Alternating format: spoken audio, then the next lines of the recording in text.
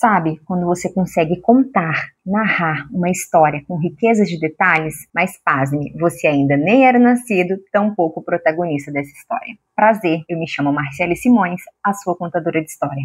Pegue seu café, a sua xícara de chá, que a história vai começar. Hoje iremos falar do livro chamado A Memória Vegetal, do Eco. Em A Memória Vegetal, Umberto Eco fala sobre o amor aos livros chamados de bibliofilia, mas também fala sobre a evolução da memória humana, classificando como memória orgânica, mineral e vegetal. Na memória orgânica, também trabalhada com a oralidade, temos os povos antigos trazendo a tradição dos seus antepassados. Com isso, você consegue se lembrar de algo que você não vivenciou, que você não era nascido, porém foi contado, armazenado, registrado pelo seu cérebro. Em A Memória Vegetal, Umberto Eco conta que os velhos, quando já não serviam mais para caçar, eles recebiam uma função importante na sua tribo, de ser memória em espécie, pois através dos velhos, as novas gerações estão aprendendo, os seus costumes, as suas tradições e as histórias da sua tribo. Assim, quando chegava a noite, todos se reuniam ao redor do fogo para que os velhos, os anciões, contassem assim a história, da sua tribo, da sua tradição. Tem um filme infantil que retrata isso muito bem, chamado Os Crudes, onde eles eram homens primitivos. No final do dia, o pai chegava na caverna e contava a história para a sua família, e lá ele fazia desenhos, na parede, e isso me faz lembrar da minha memória orgânica, pois me faz rememorar as histórias que eu cresci ouvindo, seja dos meus pais ou dos meus avós. Antigamente, lá nas tribos primitivas, os velhos contavam e asseguravam. Assim aconteceu, e de tempos em tempos, de anos e anos, a tradição ia sendo contada e passada de geração em geração. Desde os tempos em que as espécies começavam a emitir os seus primeiros sons significativos, as famílias e as tribos precisavam dos velhos. Talvez antes eles não tivessem utilidade, fossem descartados quando já não serviam para encontrar comida, mas com a linguagem, os velhos se tornaram memória em espécie. Sentavam-se na caverna ao redor do fogo e contavam o que havia acontecido. E antes dos jovens nascerem, antes de começar a cultivar essa memória social, o homem nascia sem experiência, não tinha tempo de fazer e morria. Depois, um jovem de 20 anos era como se tivesse vivido 5.000. A partir da memória orgânica, os velhos conseguiam passar à frente a tradição, a cultura, as histórias daquela tribo, que um jovem, talvez, com só a sua vivência, não teria oportunidade de vivenciar tudo isso. E neste livro, Umberto Eco cita a importância dos livros, porque hoje os livros são os nossos velhos.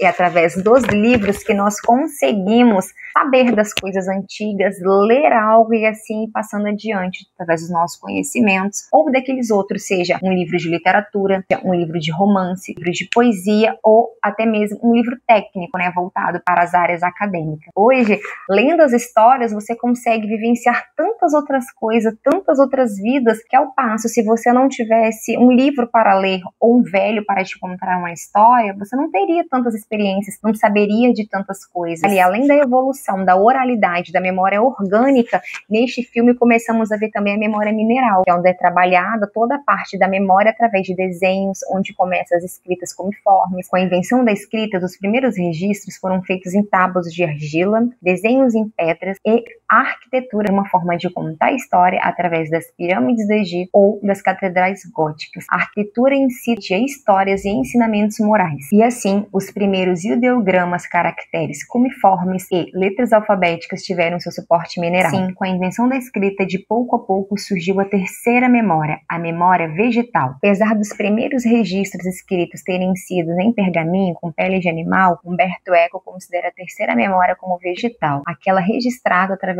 dos livros, não mais através da oralidade. Se você quiser saber de algo, você pode procurar um livro, tomar sobre as suas mãos e ler.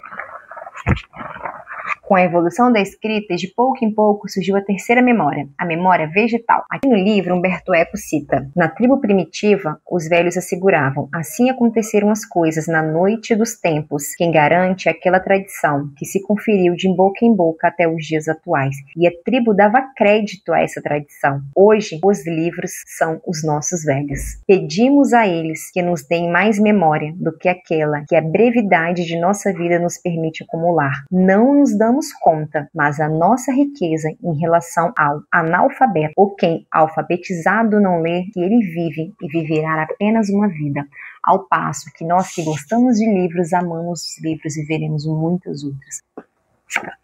É através da memória vegetal do livro que podemos recordar, junto às nossas brincadeiras de infância, também as fábulas contadas pela vovó. Agora eu deixo vocês com a minha memória orgânica, minha memória em oralidade, minha memória vegetal e mineral, a ancestralidade que eu cresci ouvindo, a fábula da minha vovó.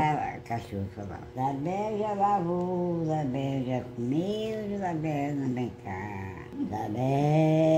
Zabé. Até que um dia o que a Zabé fez? Pegou a cachorro, amarrou. Tomou conta da cachorrinha que era tua amiga que veio te visitar. Quando foi de noite tá na porta, raco. Zabé. O que é que eu vou fazer agora? Mas eu já sei que eu vou. Acompanhou de manhã cedo, igual a cachorra fora. Agora ela tá livre. Não deu a noite, dei, quando ela foi deitando.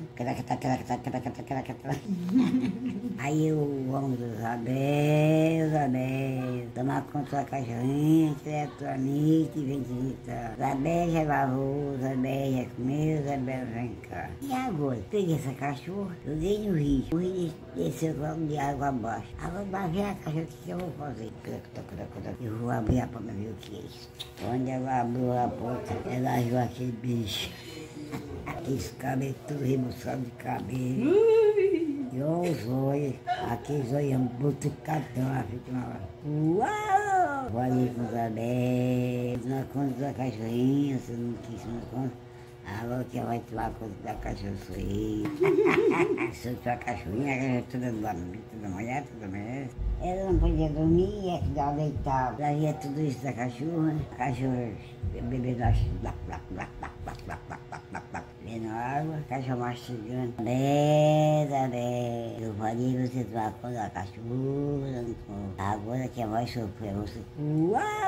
Mas eu me recordo da minha primeira história de terror, suspense, que minha avó contava, e até hoje, dependendo da forma que eu escuto, eu consigo ter sentimentos daquela época de menina de 6 a 7 anos de idade, onde ela contava essas histórias e ao dormir eu escutava latidos de cachorro, algo nesse sentido, e me tremia de medo. Então tá assim, a importância dos velhos, dos seus anciãos, né, de contar a história. Eu gostaria que vocês deixassem aqui nos comentários se vocês possuem alguma memória afetiva de alguma contação de história que tenha ficado registrado na memória de vocês orgânica através da oralidade, que a avó, o pai, a mãe ou alguém contou alguma história para vocês que este livro agora fez despertar, fez renascer e fez vocês buscarem lá na memória orgânica de vocês, aquela registrada e organizada pelo nosso cérebro. Eu gostaria que vocês compartilhassem aqui pra gente saber se vocês também tiveram essa experiência de quando criança sentar junto com os avós, com os pais para ouvirem, né, dos seus antepassados, dos seus antigos, dos seus anciãos, essas histórias. Obrigada por assistir e obrigada por fazer parte, por escrever comigo mais uma linha, mais uma página e mais um capítulo dessa história.